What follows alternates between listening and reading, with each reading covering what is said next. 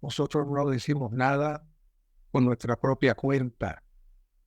Tu revelación profética ha sido dada al ministerio y hoy estamos sobre esa roca que tú has levantado a través de los siglos, a través de tantos queridos santos, comenzando con Cristo mismo hasta hoy.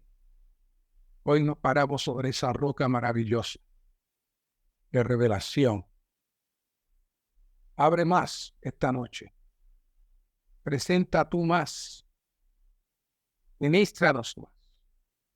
Gracias, Señor. Santos, llegamos al mensaje 5. Cuando comenzamos en el mensaje 1, uno decía, faltan 5 mensajes, ya se acabaron. Rápido. La palabra es tan dulce, tan fresca, tan especial, que realmente no es una carga, es un disfrute. Y como ya sabemos, esta conferencia consta de 5 mensajes que nos hablan de cómo estar preparados para la venida del Señor. El mensaje 1 dice prepararnos para la venida del Señor al amar su manifestación y al no amar este siglo. Versículos claves, 2 Timoteo 4:8, donde dice, y desde ahora me está guardada la corona de justicia, con la cual me recompensará el Señor, pues justo en aquel día, y no solo a mí, sino también a todos los que hayan amado su manifestación. Y sobre este punto de hayan amado su manifestación, ya compartimos en el mensaje nuevo que es muy amplio. Hay mucho más que amar su manifestación futura. Amar su manifestación es algo que ya está comenzando hoy a aquellos que tienen el espíritu apropiado para percibir tal manifestación. Y luego, en Juan 15, que es la segunda parte de este título, dice, no améis al mundo, de las cosas que están en el mundo. Si alguno ama al mundo, el amor del Padre no está en él. Es decir, vimos que están opuestos. Hay una oposición de dos esferas. Y nos toca a nosotros renunciar a la esfera de todo lo que no es Dios. De lo contrario, entonces el amor del Padre no estará en nosotros. Mensaje 2. Prepararnos para la venida del Señor al crecer en vida hasta llegar a la madurez. El versículo clave ahí era Jacobo 5:7, donde dice, mirad cómo el labrador espera el precioso fruto de la tierra. Y Gálatas 4:19, hasta que Cristo sea formado en nosotros. Claro, todo eso nos está hablando de que Cristo se siembra en nosotros. Y aunque hay diferentes tipos de terreno, en el terreno apropiado, Cristo como la semilla crece en nosotros. Y el apóstol Pablo está luchando, está trabajando con la iglesia hasta que Cristo sea formado en nosotros. En la otra reunión que estamos teniendo sobre el reino, vemos que el reino es Cristo mismo como esta semilla, cuyo final, entonces se armonizan estos dos mensajes. Por un lado, el Señor viene, por otro lado, llega el reino del Señor. Pero todo comienza con esa semilla que trabajamos ahí en este mensaje 2.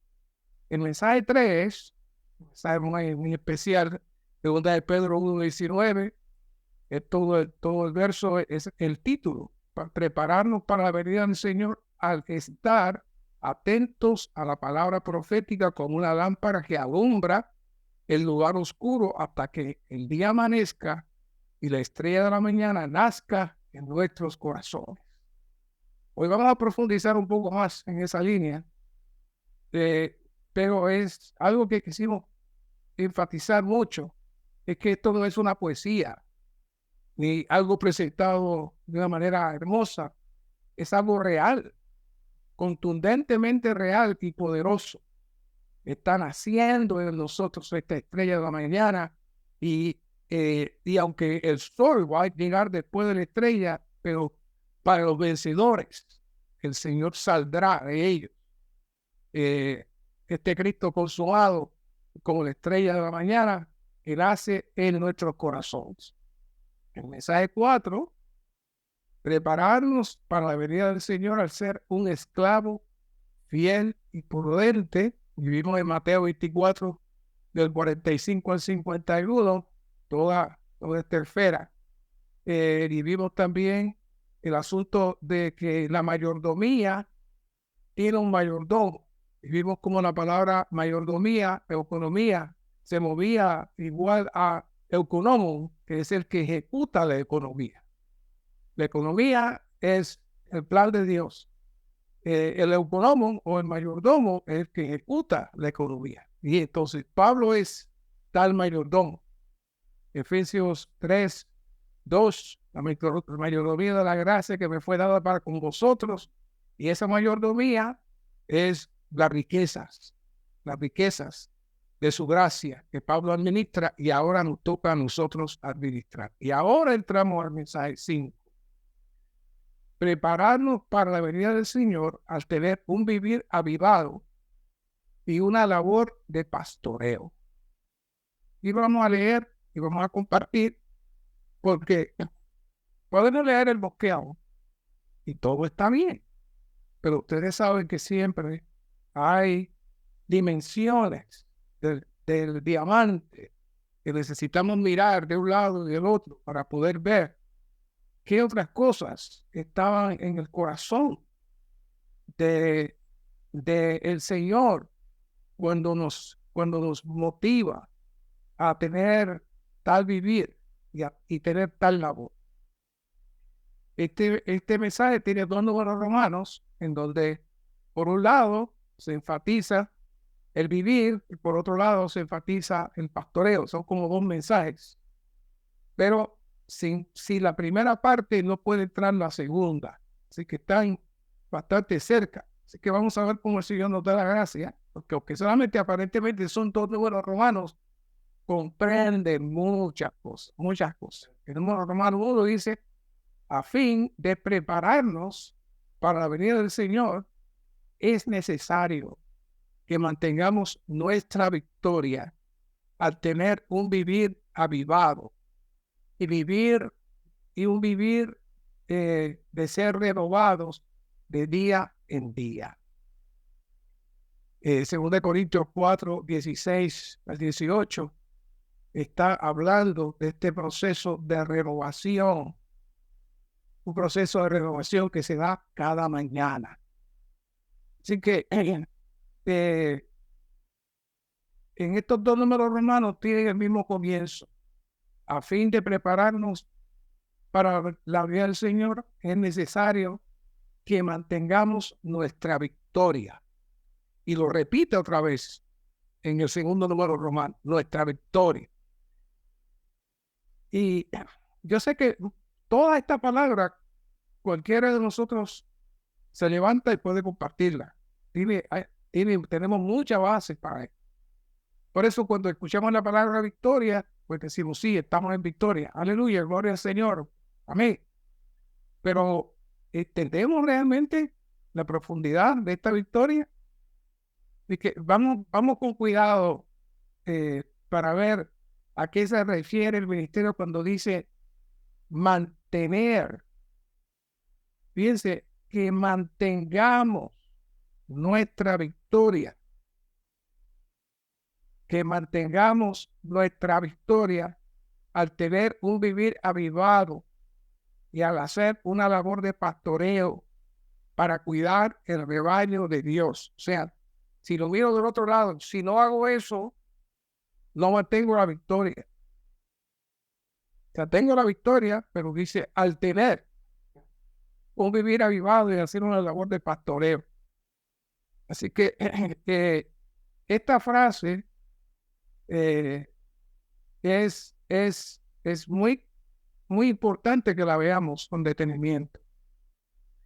Este asunto de vencer es muy crucial. Mantener la victoria es aún más crucial. El primer punto, la primera cosa que tenemos que decir es que esta victoria no es nuestra. Nosotros no tenemos ninguna victoria. la única victoria es la victoria de Cristo. Así que no es que usted va a mantener su victoria, usted se va a mantener fuerte, usted va a luchar para estar victorioso. Eso no es así. El único victorioso, el único que hizo la victoria es Cristo. En Juan 16:33 dice: estas cosas os he hablado para que en mí tengáis paz. En el mundo tendréis aflicción, pero tened valor. Yo he vencido el mundo. Yo he vencido el mundo. Cristo dice: yo he vencido el mundo. Dice: van a tener aflicción, pero no se preocupen. No dice: ustedes van a vencer. No, él dice: yo he vencido el mundo. Así que nuestra base no es nuestra victoria, es que podamos entrar en la victoria de Cristo.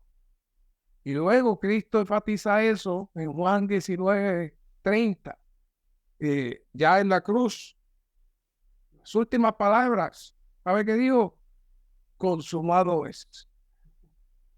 E inclinando su cabeza, entregó su espíritu. Por un momento los principados y potestades dijeron: lo vencimos. Pero no. Cuando Cristo dijo consumado es, estaba diciendo: consumada mi victoria, es lo que estaba diciendo. Desde afuera parecía que estaba derrotado, pero no. Su muerte produjo su victoria. Así que externamente él fue clavado en la cruz y pareciera que fue derrotado, pero él dijo: consumado es. Él ahí obtuvo la victoria completa.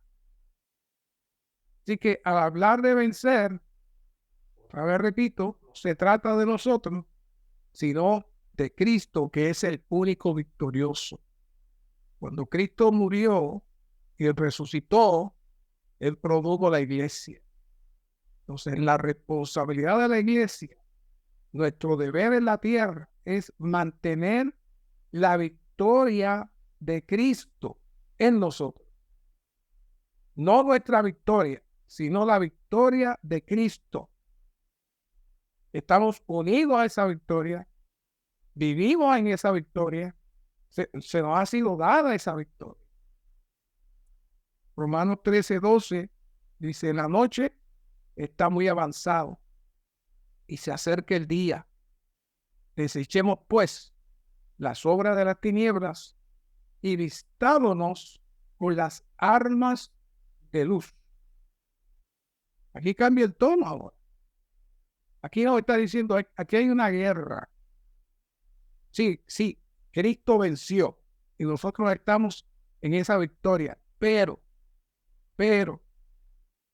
tenemos que vestirnos con las armas de la luz. Hoy más que nunca podemos decir que la noche está bien avanzada. La noche está bien avanzada. Por lo que la primera cosa es desechar las obras de las tinieblas. Desde el principio hemos establecido que hay dos esferas: las tinieblas y la luz. Esto no es como metáfora, sino como una realidad espiritual. Ciertamente Cristo logró la victoria y ha vencido al mundo, pero nosotros tenemos que vivir en ese lado de la victoria que Él ha logrado. Nuestro gran problema es que el enemigo es muy sutil y sin darnos cuenta entra poco a poco, y muchas veces con cosas que no son malas o pecaminosas, sino cosas que nos distraen y nos sacan de la atmósfera de Dios. Cuando eso ocurre, el maligno filtra pensamientos negativos que pensamos que son nuestros.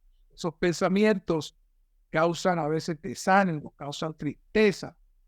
Cuando eso sucede, nos hemos salido de la atmósfera de la victoria y somos víctimas del enemigo. Nosotros no tenemos que pelear con Satanás. Solo necesitamos permanecer en las armas de la luz. Nuestra mente es el terreno de las dos esferas, tanto la esfera divina como la esfera satánica. Y dependiendo de donde pongamos nuestra mente, es donde el Señor o Satanás va a operar. La victoria ya está dada, pero nosotros necesitamos mantenernos en la esfera de la victoria. ¿Qué victoria? Vamos a empezar aquí por Daniel 7:13. Dice, miraba yo en las visiones de la noche y he aquí, con las nubes del cielo venía uno con el Hijo del Hombre. Y él llegó hasta el anciano de días y le hicieron acercarse delante de él. En el 14, y le fue dado dominio, gloria y reino para todos los pueblos, naciones y lenguas, para que le sirviera. Su dominio es dominio eterno, que nunca pasará, y su reino es uno, que no será destruido. Que no será destruido. Así que aquí vemos ya, aún desde antes de que Cristo naciera en Dios, ya Daniel vio esta victoria. Ya Daniel percibió esta victoria. Salmo 111 dice, Jehová dice a mi Señor, siéntate a mi diestra hasta que ponga a tus enemigos por estrado de tus pies. Aquí hay una nota. La ascensión de Cristo a la diestra de Dios no consiste meramente en que Él esté en un determinado lugar, sino que Él esté en una persona. ¿Dónde es que está Cristo? Cristo está en el Padre. En su ascensión, Cristo entró en el ser mismo del Padre y se sentó allí. Se sentó allí. Cuando dice que Cristo se sentó a la diestra de Dios, implica que Cristo es el Rey y ahora está siendo uno con el Padre. En su ascensión, Cristo fue hecho por Dios, el Señor, el Cristo, el príncipe de todo el universo y el Salvador. Dios produjo todo esto para solidificar la victoria de Cristo. Y que por un lado, Cristo lo logró todo en su muerte y resurrección, pero en términos espirituales, ¿cómo es que nosotros entramos ahí? Por eso nosotros necesitamos prestar mucha atención y mucha seriedad siempre a este asunto del bautismo. Colosenses 2:12, sepultados juntamente con Él en el bautismo en el cual fuisteis también resucitados juntamente con Él mediante la fe de la operación de Dios, quien levantó de los muertos. Hoy, a través del bautismo, hacemos una fusión con Cristo en el Padre, con el Dios triuno, para participar de la victoria de Cristo. El bautismo nos da la puerta. Efesios 3:7, del cual yo fui hecho ministro conforme al don de la gracia de Dios que me ha sido dado según la operación de su poder. El don de la gracia de Dios que me ha sido dado según la operación de su poder. Toda esa operación de su poder es la operación de la victoria de Cristo ganada ya en los lugares celestiales. En el mensaje pasado estuvimos laborando en la función de Pablo como mayordomo o economos para la distribución de las riquezas de la gracia, la cual es la ley de la casa o economía. Y describimos que todo eso era la operación de Dios en la gracia desde la eternidad pasada hasta la eternidad futura. Ahora entramos en otro aspecto de esta economía de Dios, en la cual Pablo creía, confiaba y seguía como la fe de la operación de Dios en su gracia. Esta maravillosa operación, fuimos sepultados, resucitados, y Efesios agrega otra etapa de la gracia, cual nos hizo sentar en los lugares celestiales en Cristo Jesús. Efesios 2:6, y juntamente con Él nos resucitó y asimismo nos hizo sentar en los lugares celestiales en Cristo Jesús, para mostrar en los siglos venideros las superabundantes riquezas de su gracia, en su benignidad para con nosotros en Cristo Jesús. El Señor, al sentarnos en los lugares celestiales, selló la victoria. Selló la victoria. Todo esto es lo que Pablo llama la operación de su poder, cuál es el suministro de las abundantes riquezas de su gracia a nosotros en su victoria. Todo eso es la victoria. Todo lo que hablamos en el mensaje pasado sobre la función de Pablo como el esclavo mayordomo, fue lo que hablamos de la nota espectacular, siempre les traigo, de toda gracia, que nos habla de las riquezas del abundante suministro de la vida divina en muchos aspectos ministrado a nosotros, en los muchos pasos de la operación divina efectuada sobre nosotros y dentro de nosotros en la economía de Dios. Esa es la victoria. Cristo obtuvo la victoria y nos ha sentado juntamente con Él en los lugares celestiales, haciéndonos partícipes de su victoria. Ahora, prestemos cuidado a la siguiente palabra. Ya mencionamos algo, pero tenemos que traerlo. Dice que mantengamos. Esta es la parte complicada. Después de ver los logros de Cristo, su entronización, en donde nosotros fuimos inscribidos, aquí hay una palabra que necesitamos considerar seriamente. Debemos mantener nuestra victoria. ¿Qué es eso? Recordando que no es nuestra victoria, que es la victoria de Cristo, pero nosotros somos partícipes de esa victoria. Que aunque Cristo lo logró todo por nosotros de manera práctica, no es algo automático que nos llega sin importar nuestra condición. No. La tenemos, pero si no la mantenemos, la perdemos. Cristo no la pierde, la perdemos nosotros. Podríamos usar la palabra del hijo pródigo, Lucas 15:13. El hijo lo tenía todo, pero se salió de la atmósfera del Padre y comenzó a vivir con su fuerza natural y eventualmente no pudo continuar sin vivir fuera del Padre y tiene que regresar. A muchos de nosotros nos ha pasado eso. Nosotros hemos experimentado eso. No podemos estar sin la atmósfera del Padre. ¿Por qué? Porque sin la atmósfera del Padre no tenemos ninguna fuerza. No tenemos ninguna riqueza. Nada nos puede sostener. Nuestra victoria es la victoria del Dios tributo. Por un lado, el Dios pródigo lo había perdido todo y llegó a vivir como un pordiosero, pero por otro lado, era el hijo de un padre rico que lo recibió con amor. Así que lo tenemos todo, pero también nos podemos quedar como si no tuviéramos nada. Al entrar en nuestra mente, en nuestra carne, entramos en la atmósfera de la oscuridad y la muerte. Y aunque seamos hijos del Rey y tengamos todos los derechos y privilegios, podemos tener tal experiencia negativa.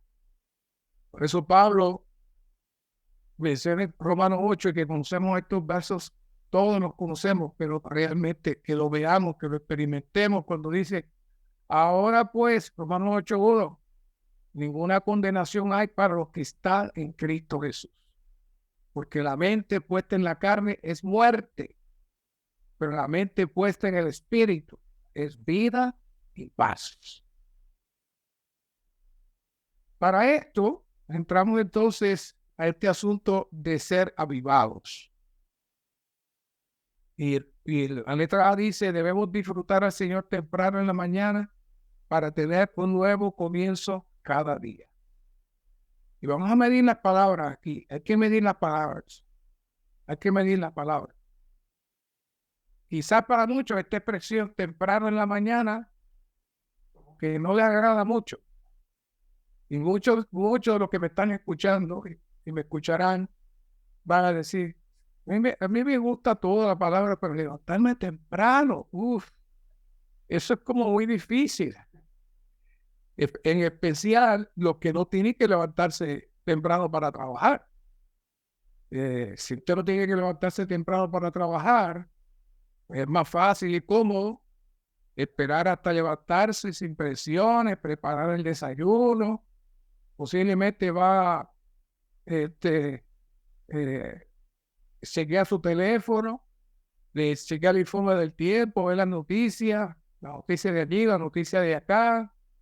Y entonces después pues, busca el alimento matutino, busca la taza de café, se sienta en la mesa y empieza a mirar el alimento matutino. Bueno, lamentablemente no va a lograr el mismo efecto. No va a lograr el mismo efecto. No va a conseguir el efecto que se está trabajando aquí. Existe un misterio.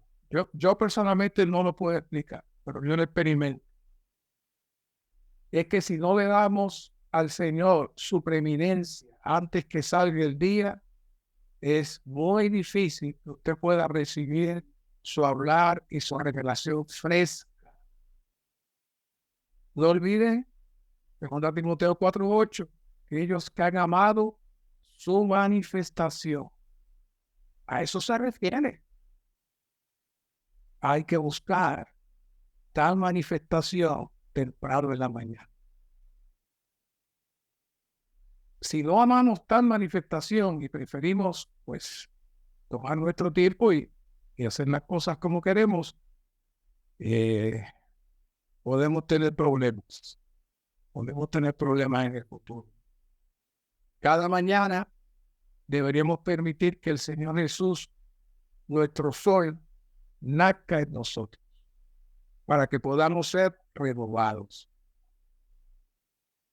Desde que llegamos al recuerdo del Señor, hemos estado hablando de la importancia de tomar al Señor cada mañana. Estamos escuchando eso todo el tiempo. Y vamos a tomar más adelante un tiempecito para repasar los principios del orar y leer, una herramienta crucial para recibir la palabra. Pero necesitamos tener una radiografía espiritual de qué es lo que acontece en nosotros y cuán crucial es para el mover de Dios que tengamos un ejercicio constante en esta dirección. Como hemos enfatizado en los pasados mensajes, este asunto de la luz, por eso dije que la carga de primera de Pedro 1:19 queríamos tocarlo otra vez, es de gran trascendencia. No fue algo casual. Cuando en Mateo 17:2 dice, y se transfiguró delante de ellos y resplandeció su rostro como el sol y sus vestidos se volvieron blancos como la luz. Esta manifestación está asociada con Mateo 16:28. Dice, de cierto digo, hay algunos de los que están aquí que no gustará la muerte hasta que hayan visto al Hijo del Hombre viniendo en su reino. Allí estaba Pedro, Juan y Jacobo. Esos eran de los algunos. Y esos algunos estaban también luego en el capítulo 17 cuando ocurrió esa transfiguración. Quiere decir que la manifestación del reino se dio cuando ellos vieron esa transformación de luz en el Señor. Por lo que hay que seguirle la pista a la Biblia con este asunto de la luz. Esa manifestación del reino está allí para contrarrestar las tinieblas. Y la meta es que esa luz se mueva a tal dimensión que arrope todo el universo. Pero esa manifestación a esos 3 discípulos fue un anticipo de lo que va a ser el reino. La Biblia entera está llena de señales. La vez pasada citamos muchos versos, pero nos gustaría no poderla volver a leer de nuevo porque no tengo el tiempo. La nota en primera de Juan 1:5 nos trae una radiografía de qué es lo que ocurre ¿De dónde sale la luz? ¿Cuál es la importancia de la luz? ¿Y por qué necesitamos prestar cuidado a este asunto de la luz? Esta nota nos abre a nosotros la realidad intrínseca de muchos conceptos que sabemos y escuchamos, pero no vemos cómo es la operación. Esa palabra operación cada vez tiene más peso. La operación divina en su proceso de alcanzarnos y ganarnos para su deseo. ¿Qué dice la nota? Se lo voy a parafrasear, no voy a entrar en la nota.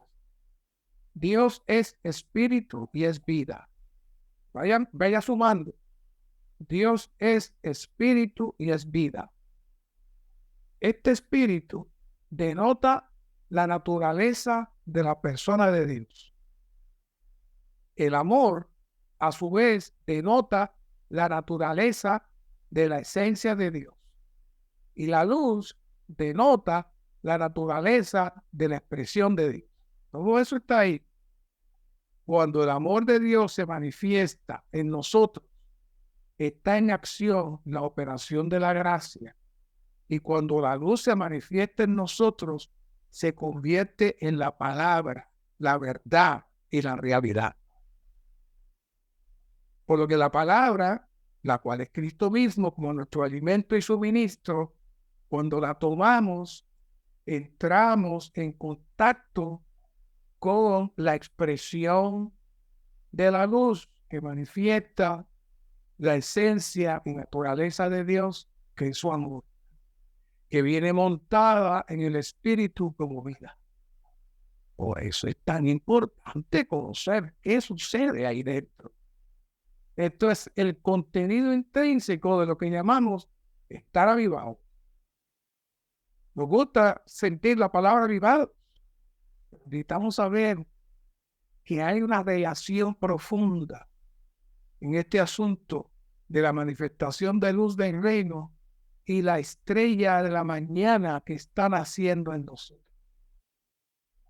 La escritura, podemos decir que es como una puerta externa que nos entra dentro de Dios mismo y lo que Él es para nuestro disfrute y suministro. Entonces, ahí tenemos la herramienta, tenemos la palabra, tenemos el elemento continuo, tenemos los libros, tenemos los mensajes. Todo eso nos mueve a esa dimensión. Y ahí poco a poco el Señor tiene la manera de comenzar a alumbrar en su amor, con la palabra, para comenzar a crecer. Por eso, Proverbios 4:18 nos da la clave. Mas la senda de los justos es como la luz de la aurora. Aquí va la clave. Cuyo resplandor va en aumento. Cuyo resplandor va en aumento. Dios está trabajando en nosotros para que el resplandor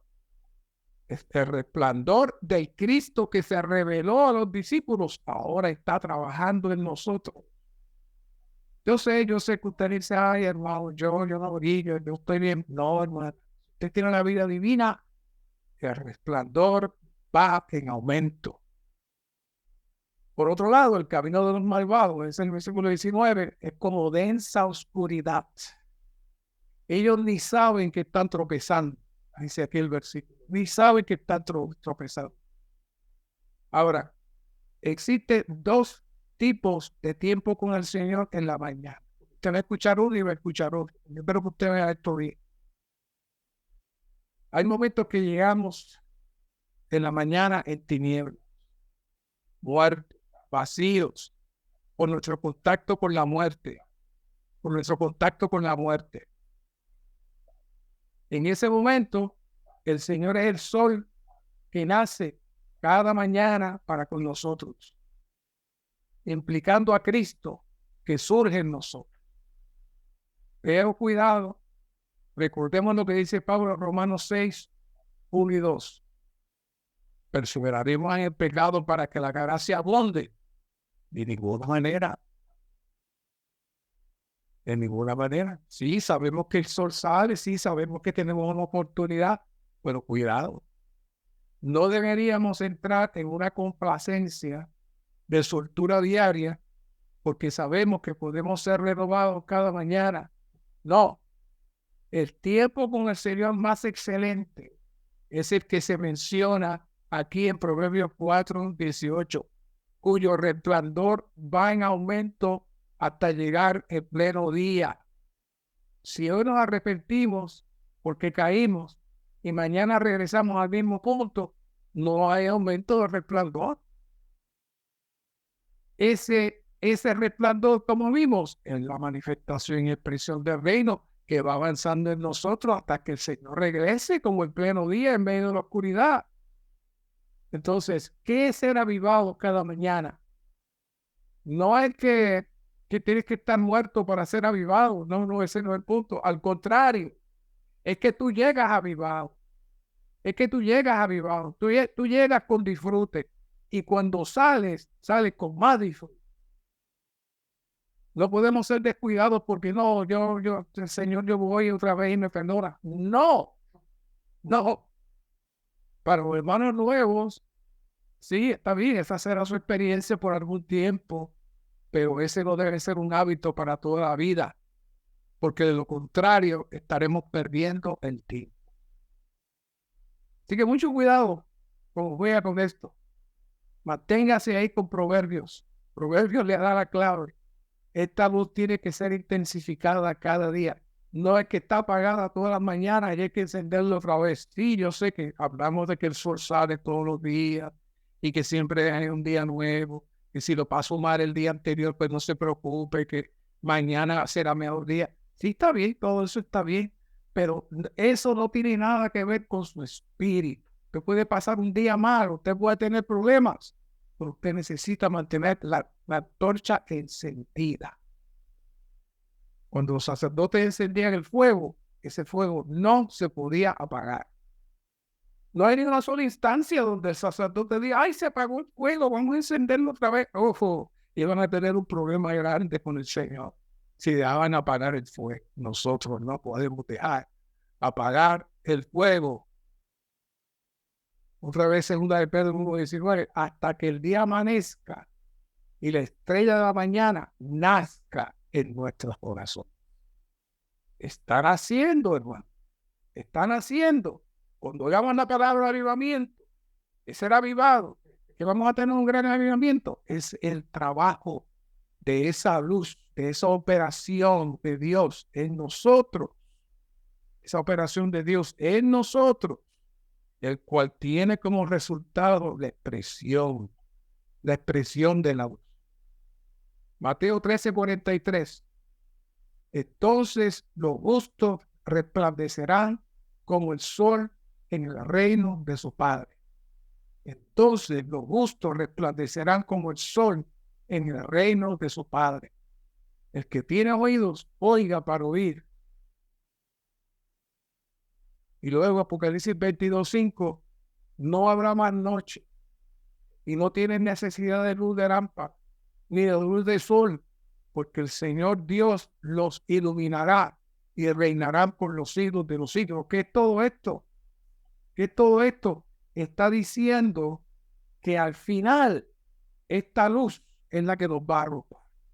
Está diciendo que esta luz es la que nos va a llenar. Está diciendo que esta luz es la que va a llenar el universo completo. Así que este alimento matutino cada mañana no es algo liviano.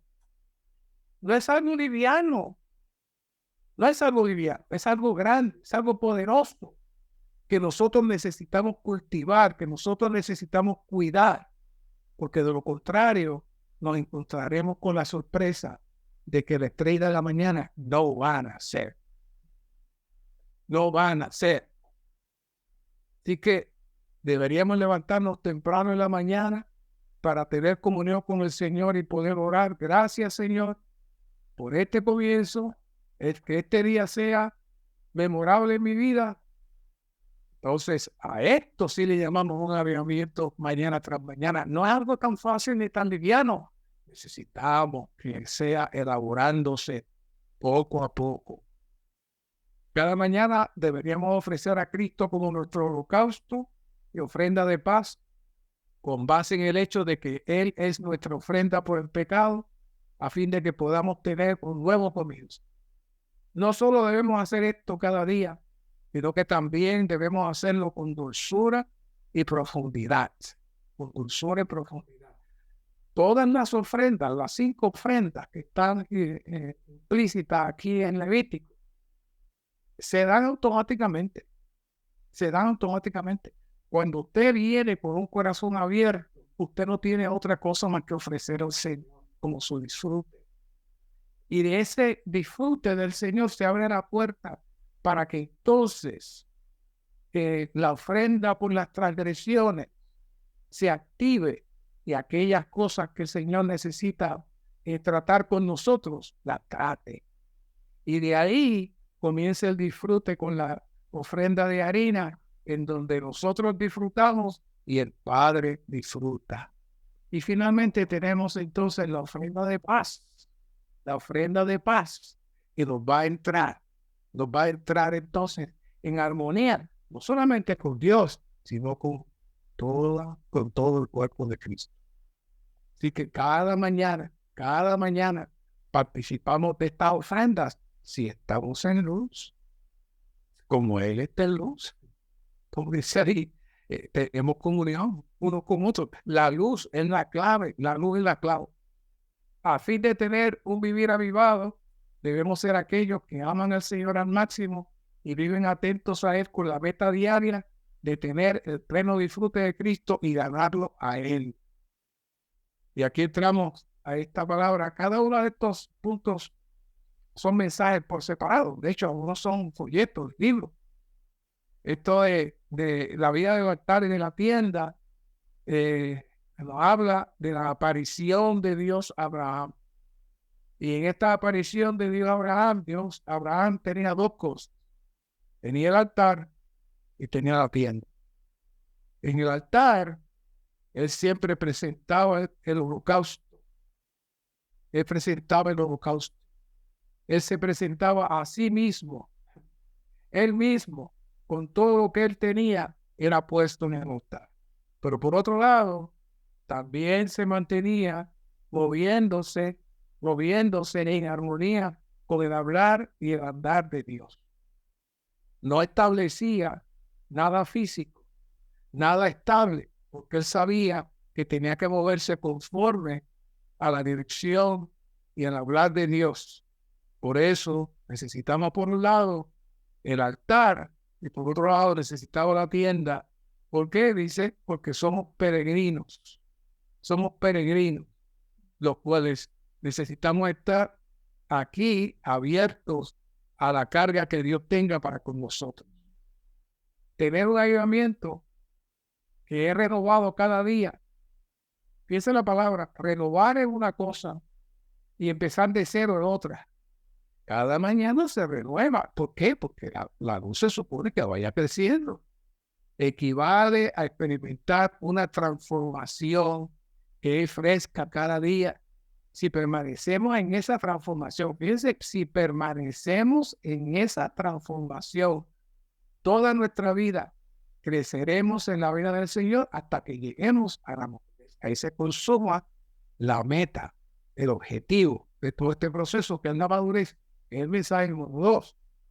Pero se da en virtud a que cada mañana hay un poco más de transformación, hay un poco más de crecimiento, hay un poco más de dulzura, pero sobre todo hay un poco más de luz, un poco más de luz. Y no está a partir de la revelación. Aquellos que se levantan bien temprano y entran en las escrituras se darán cuenta que la revelación salta mucho más fresca a esa hora que ya después de las 8 o 9 de la mañana. Se apagó. Hay misterios ahí en la mañana. Somos renovados de día en día, dice aquí, por medio de 4 ítems. 1, la cruz. Necesitamos permanecer en la cruz. 2, en el Espíritu Santo, con el cual somos reacondicionados, reconstruidos, remodelados. El Espíritu mismo está operando. Él está vistiendo a la novia. Él está trabajando con la novia, con el agua de la palabra.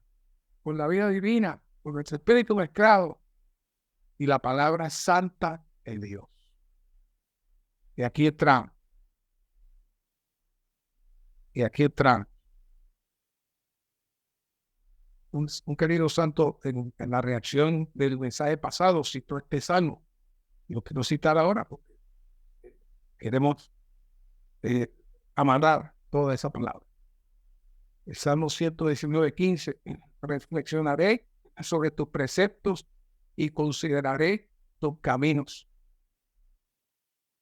La palabra hebrea que aquí se tradujo reflexionaré, traducida meditaré, en otras versiones, implica adorar, conversar con uno mismo y hablar en voz alta. Está hablando ahora de la práctica. Vamos a entrar a la práctica. Ya usted se levantó temprano. Ya está todo el mundo durmiendo en su casa, pero usted se levantó temprano. Entonces, reflexionar sobre la palabra es saborearla y disfrutarla por medio de cuidadosa consideración. Orar, conversar con uno mismo y alabar al Señor también forma parte de reflexionar sobre la palabra. Reflexionar sobre la palabra de Dios es disfrutar de ella como su aliento y así ser infundidos de Dios, inhalar a Dios y recibir nutrimiento espiritual. Qué maravillosa nota. Aquí hay en la afirmación clave número 3. Dice así: a fin de prepararnos para la venida del Señor, necesitamos disfrutarlo a Él como nuestro alimento espiritual para que podamos alimentar a otros. Podemos disfrutarlo a Él cuando recibimos su palabra con toda oración y cuando reflexionamos sobre su palabra, la cual es gustar y disfrutar su palabra, reflexionando mucho sobre ella. Y ya vimos en el Salmo todo lo que es reflexionar. Ahora ve, en la práctica de orar, que es básicamente uno de los pilares de tocar al Señor en la mañana, hay 4 aspectos importantes. El primer aspecto es repetir la palabra. Por ejemplo, usted puede decir, oh, la palabra se hizo carne. Oh, la palabra se hizo carne. ¿Qué está pasando ahí? Su mente, que tiende a estar acelerada y tiende a estar haciendo pensamientos y está pensando ya lo que va a pasar en el día y que usted tiene que ir a tal lugar y tiene que hacer que pagar tal cosa y tiene que hacer tal cosa. Cuando usted empieza, oh, la palabra se hizo carne. Señor, la palabra se hizo carne. Repite, repite, repite. Eso es, está poniendo, está afinando. En inglés, tuning, está afinando su mente. Luego, que ya afina un poco su mente, entra en el énfasis. Y ahí entonces va a empezar a comer un poco más. Oh, en el principio era la palabra. Oh, la palabra. Oh, la palabra. Oh, la palabra. Oh, la palabra se hizo carne. Oh, Señor, la palabra se hizo carne.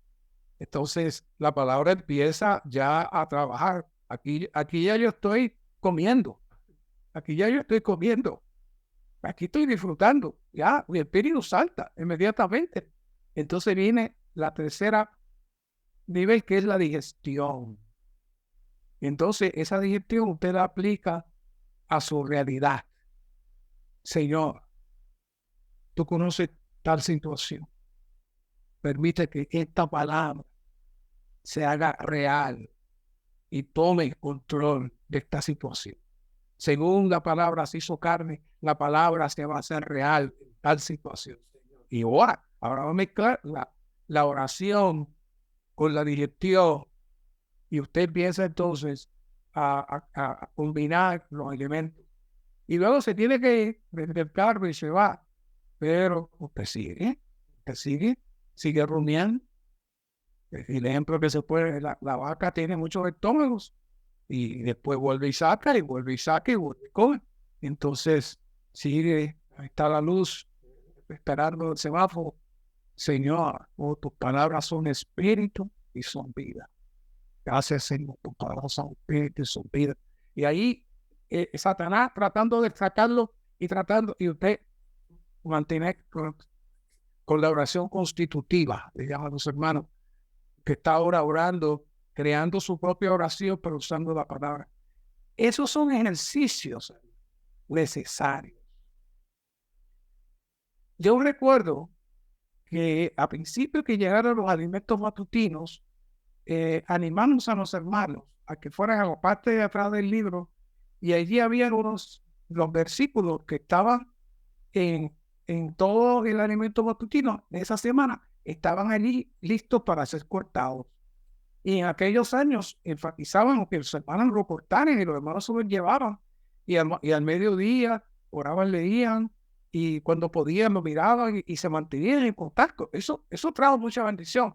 Pero yo sé que al día de hoy a todo el mundo se le olvidó que eso existe. Ya nadie está mirando eso. Así que estamos tratando de revivir otra vez, reavivar esas prácticas. ¿Por qué? Porque mantener la victoria implica que nosotros nos mantengamos del lado de la victoria. Porque la victoria no es nuestra. Cristo ya la obtuvo, pero usted tiene que estar en el lado de la victoria, en el lado de la victoria. Así que necesitamos que el Señor nos dé esas compasiones, las nuevas compasiones del Señor cada mañana. Y así experimentaremos su renovación. Si no tenemos esa práctica, seguiremos siendo los mismos y cada día estaremos luchando cuando podemos para orar un poquito y poco a poco se pierde el deseo de estudiar los elementos matutinos. Yo no sé si tienen esa experiencia, pero ya he tenido experiencia de escuchar a un hermano decir, hermano, esta semana no pude leer nada, pero me impresionó lo que el hermano dijo. Oh, ¿qué es eso? Mejor no lo diga. Mejor no lo diga. Pero yo siempre le pregunto a los hermanos, hermano, ¿hay alguien aquí que no haya comido en toda la semana? Levante la mano, ¿quién no comió nada en toda la semana? Nadie levanta la mano. Todo el mundo procura comer algo. Pero en términos de la palabra, no tenemos tal celo. No tenemos tal celo. ¿Y qué es lo que estamos buscando? Que se active toda la operación de Dios. No es algo tan sencillo como que usted se va a sentir emocionado y contento y va a alabar al Señor. Sí, también. Pero es que se está activando toda la maquinaria de la operación de Dios, del Espíritu que tiene vida, el Dios que imparte su esencia y naturaleza y la transmite por medio de la luz y lo llena por la palabra. Y eso enciende la estrella que se convertirá en un sol y que finalmente, cuando haya un grupo de vencedores con suficiente luz, el Señor tendrá su novia. Les invito a participar. Es gratis. Solo hace falta el deseo. Luego, Romanos 2, a fin de prepararnos para la venida del Señor, es necesario que mantengamos otra vez nuestra victoria al participar en el ministerio celestial de Cristo para apacentar sus corderos y pastorear sus ovejas, a fin de cuidar del rebaño de Dios, el cual es la iglesia que redunda en el cuerpo. Ve aquí cómo armonizan ambas cosas. Daniel 12:3. Y los que tienen perspicacia resplandecerán como el resplandor de la expansión celestial. Imagínense como dice, resplandecerán como el resplandor de la expansión celestial. Pero dice, y los que hagan volver a muchos a la justicia, como las estrellas eternamente y para siempre. Y una combinación que tiene Daniel 12:3. Por un lado, está trayendo lo que hemos estado hablando, de esta luz que el Señor aspira en nosotros, que salga. Pero eso va combinado con predicar el Evangelio. Porque eso es lo que va a culminar, a completar el proceso. Usted brilla, pero usted va a hacer que otros brillen. Usted tiene luz, pero usted va a hacer que otros tengan luz. Y entonces la cadena continúa. Así que aquí Daniel armoniza los dos números romanos. Primero, vimos la operación de Dios completa, el Espíritu como vida, hasta la expresión de la luz y la transmisión por la palabra. Y luego vemos, una vez que se tiene eso, comenzamos entonces a transmitir eso. Una vez que somos infundidos por la esencia y naturaleza de Dios, el cual es su amor, surge el deseo de complacer a Dios en su propósito. Oiga bien lo que le voy a decir. Yo sé que todos necesitamos predicar el Evangelio. Y todos podemos decir, hermano, hay que predicar el Evangelio, hay que salir aquí a hablarle, mire, hable a las personas. Detenga un momento ahí. ¿Por qué usted tiene que predicar el Evangelio? No porque el alma se pierde. No, no, no. Si lo ajustamos a la economía de Dios, ¿sabe que Dios ya tiene unos elegidos? Dios tiene unos elegidos. Puede ser su vecino. Puede ser alguien a cruzar la calle. Nuestro trabajo no es tratar de convencer a todo el mundo. Nuestro trabajo es poder tocar a aquellos que el Señor ya tiene predestinados para salvación. Y una vez que usted los toca, inmediatamente hay algo en ellos que va a brincar. Entonces, la razón por la cual predicamos el Evangelio no es porque sí, porque tengo que hacerlo a la fuerza, aunque no me guste. No, no, no, es que vamos a complacer a Dios.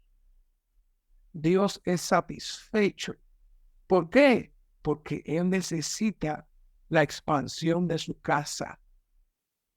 Él necesita los materiales de su casa que Él ya predestinó. Y en cada era, y en cada tiempo, y en todos los lugares del mundo, Dios tiene a los que Él predestinó. Nos toca a nosotros conseguirlos, despertarlos y transmitirles la luz. Y irradiarles la luz para que el espíritu de vida entre en ellos y sean regenerados. Así que eso es cumplir nuestra función de euconomos, pero no es una cuestión obligatoria, es que es parte de nuestra función para la economía. No es cuestión de que, bueno, es que hay que predicar el Evangelio y vamos a salir y vamos a ir a... No, no, no, no. Usted va a estar en armonía con el plan y el propósito. Y que una vez que las personas llegan, necesitamos pastorear a las personas conforme al modelo del Señor Jesús en su ministerio a fin de llevar a cabo la economía de Dios. Primera de Pedro 5:2a dice, pastoread el rebaño de Dios. Fíjense cómo dice, pastoread el rebaño de Dios que está entre vosotros, velando sobre él, no por fuerza, sino voluntariamente, según Dios. O sea, ahora una vez que el rebaño llega, nos toca pastorear, no según como yo creo, es según Dios, porque ese es su rebaño, no es el mío. Ese es su rebaño. Así que el Señor tiene que fluir en mí de tal manera que Él pueda pastorear su rebaño conforme a como Él quiere. Primera de Pedro 2:25, porque vosotros eras como ovejas descarriadas, pero ahora habéis vuelto al pastor y guardián de vuestras almas. Oh, tenemos un pastor y guardián de nuestras almas. O sea que el pastor sigue pastoreándome a mí. Usted no tiene esa experiencia para 2, 3 de la mañana. Cuando de pronto le llega un pensamiento de algo que lo entristece y de momento usted no tiene más que orar o invocar en esa soledad y usted siente que usted es refrescado, que usted es bendecido. ¿Qué fue eso? El pastor de nuestras almas no duerme, está activo, pero Él quiere que de esa misma manera nosotros vayamos para que Él pastoree a través nuestro. Él pastoree a través nuestro. Nuestra alma, que es nuestro ser interior, nuestra persona, el Señor como pastor y guardián de nuestras almas nos pastorea al cuidar del bienestar de nuestro ser interior y al velar por la condición de nuestra verdadera persona. Él desea eso, si lo abrimos. Ahora, es importante notar que aunque externamente somos nosotros los que pastoreamos nuevamente, en realidad es el Señor el que pastorea. Este pastoreo lo lleva el Señor, por un lado, de una manera corporativa, como parte de la edificación del cuerpo de Cristo, pero por otro lado, es la operación interior constante dentro de nosotros. Y entonces, ahí amamos su manifestación, amamos su manifestación. ¿Sabes? Dios siempre se ha presentado desde el principio como un pastor. Siempre se presentó como un pastor. Le voy a presentar 3 ejemplos. Hay muchos más, pero no tengo el tiempo. 3 ejemplos. La manera y la estrategia que Dios usa es bien similar desde el Antiguo Testamento y en el Nuevo. El primer casito es el caso de cuando Adán cae. Cuando Adán y Eva se esconden y entonces dice que sienten la presencia de Jehová entre los árboles del huerto. Y entonces Dios siempre utiliza preguntas. Agarren esta clave. Utiliza preguntas y vamos a ver más adelante cómo él utiliza preguntas. No llegó gritando, Adán, imagínense que el hijo suyo le lleva el carro y se lo choca y cuando usted llega a su casa está el carro hecho piezas y cuando usted llega a la casa, ¿qué es lo que usted va a hacer?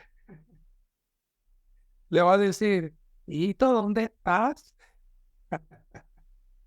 No. Se va a decir, fulano, ¿qué pasó con el carro? Eso es lo que va a gritar usted. Pero, ¿sabe lo que Dios perdió? Dios recibió el atraso más grande del universo con la caída de Adán. Terrible, terrible. Pero Dios llega tranquilo y le dice, ¿dónde estás? ¿Dónde estás? Y entonces él le contesta, te oí en el huerto y tuve miedo porque estoy desnudo, por eso me escondí. Dios lo está provocando para que él hable. Eso es el primer punto para pastorear. No empiece a hablar usted. Tenemos que dejar que los demás hablen. Y Dios le dijo, oye, ¿quién te dijo a ti que estaba desnudo? ¿Sabría Dios o no sabría? Claro que Dios sabe, pero vea cómo Él está llevándolo para que confiese, para que saque lo que tiene adentro. ¿Quién te dijo que estabas desnudo? Oye, por casualidad, ¿has comido del árbol del cual yo te mandé que no comieses? Dios sabe que sí, pero lo está provocando para que saque, para que confiese. Pero entonces el hombre se defiende. Mire, la mujer que me diste fue el problema. La mujer que me diste fue el problema. Y entonces Dios mira a la mujer y le dice, no, no, no, no. La serpiente fue el problema, no fui yo el problema, la serpiente. Ya cuando llegó a la serpiente, ya la serpiente no pudo acusar a nadie más. Ya se quedó. Pero realmente ellos tuvieron que abrir. Entonces Dios le hace otra pregunta a ella. ¿Qué es lo que has hecho? Y entonces dijo la mujer, la serpiente me engañó y comí. Ahí confesó. ¿Ven? Ahí confesó. Está pastoreando. Eso fue un acto de pastoreo sublime. Y entonces ahí Dios trae las consecuencias de la serpiente y todo lo demás. Pero predica el evangelio. Y le dice a la mujer, pondré enemistad entre ti. Le dice a la serpiente, pondré enemistad entre ti y la mujer, y entre tu simiente y la simiente suya. Él, ahí predicó el evangelio, él te herirá en el calcañar, pero tú le herirás, él te herirá en la cabeza, pero tú le herirás en el calcañar. Ahí se predicó el evangelio, ahí se anunció la venida de Cristo, ahí se anunció la crucifixión de Cristo. Todo, Cristo, el Señor utilizó todo eso para predicar el evangelio. Y ya vimos cómo el Señor trajo pieles, el primer sacrificio se hizo ahí, y Adán y Eva, aunque caídos, elaboraron una nueva familia, eventualmente desde Set, que produjo una generación victoriosa hasta Noé.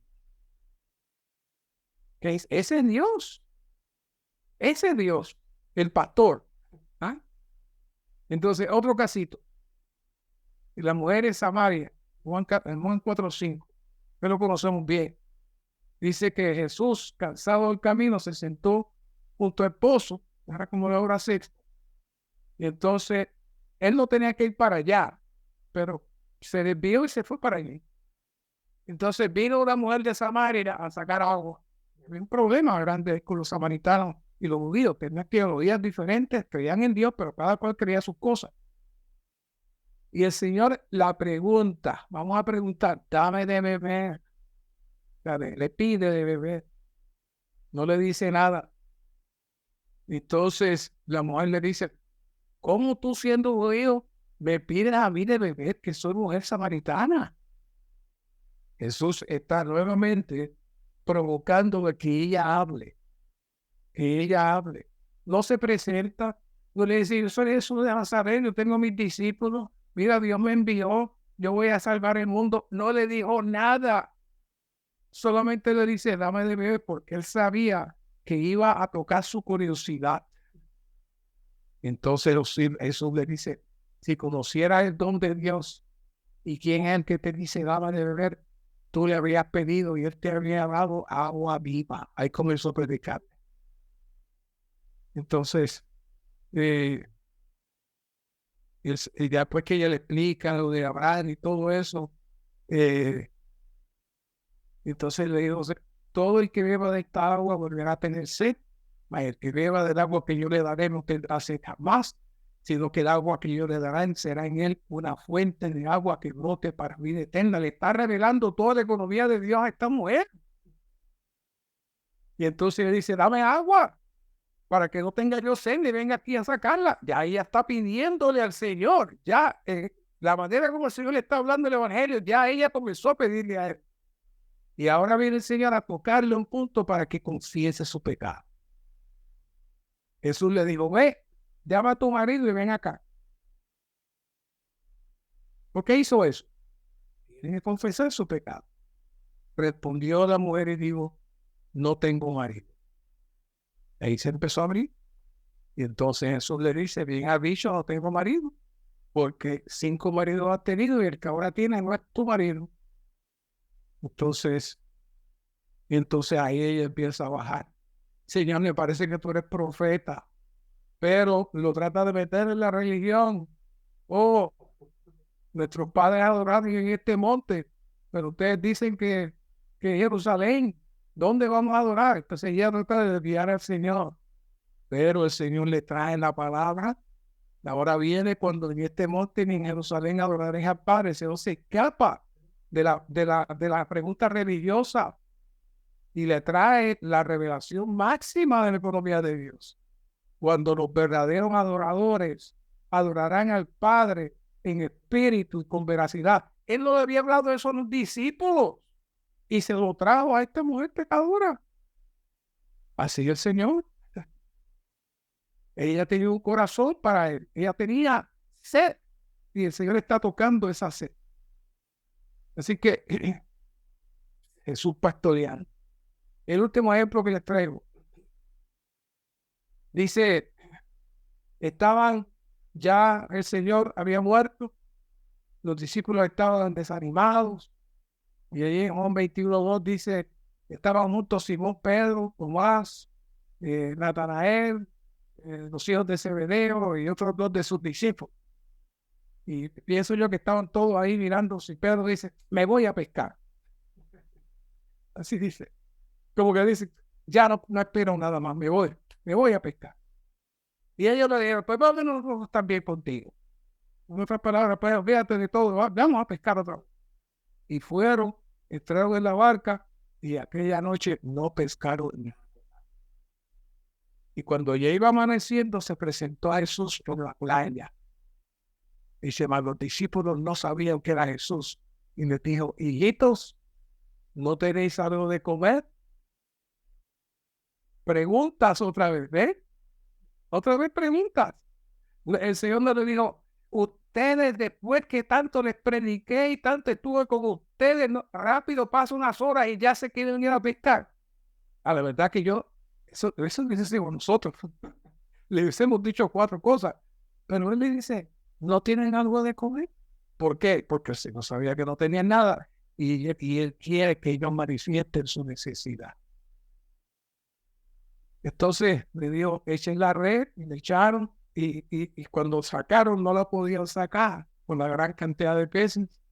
Y entonces ahí fue que Simón dijo, oh, es el Señor. Y entonces cuando vio al Señor se ciñó y se tiró al agua. Y entonces los discípulos arrastraron la red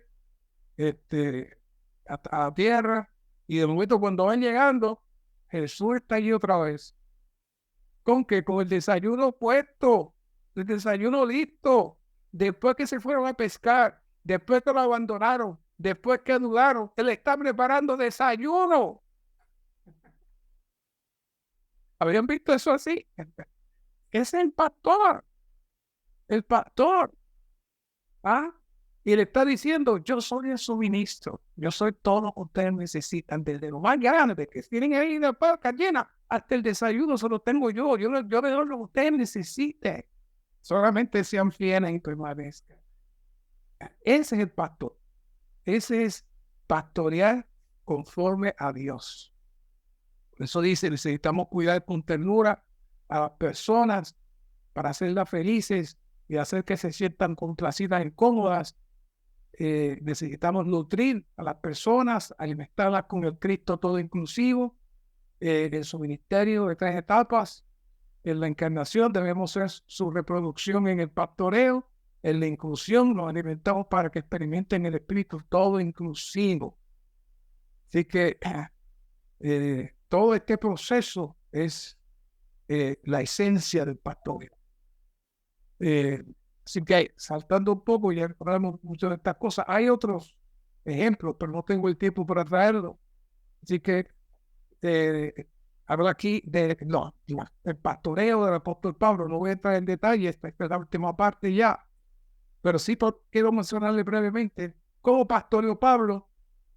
Dice públicamente y de casa en casa. Públicamente y de casa en casa. Y el 2 dice, descendió al nivel de los débiles para poder ganarlos. Pablo descendió al nivel de los débiles para poder ganarlos.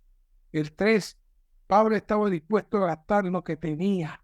Que la iglesia es un lugar donde se crían las personas, un hospital donde son sanadas y recobradas, y una escuela en la cual se les enseña y son edificadas. Debo venir a las reuniones de que estoy en casa, no en un tribunal ni una estación de policía. Pablo reveló que el amor es el camino más excelente para todo lo que seamos y hagamos con miras a la edificación del cuerpo de Cristo. El amor prevalece. El amor prevalece.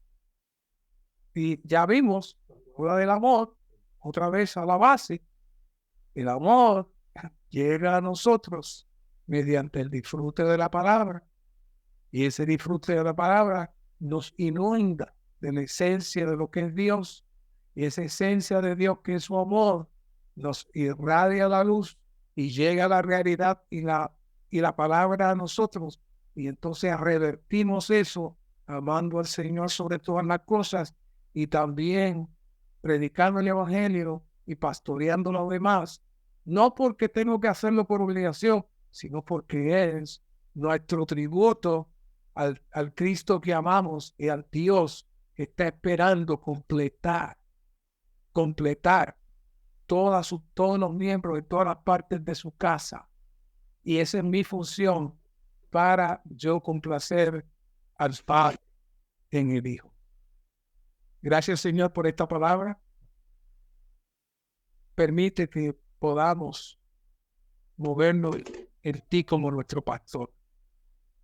Permite que tu amor fluya en nosotros y nos lleve a la victoria. Gracias, Señor. Amén.